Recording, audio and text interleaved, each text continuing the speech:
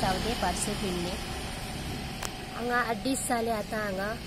उदक व्हांवत वयता कोण लक्ष घेना PWDच्या ऑफिसान कोणे हातडे लक्ष मारचे स्टार्ट करता जेन्ना विल्डरला 8 दीस जाले आमकां उदक चडना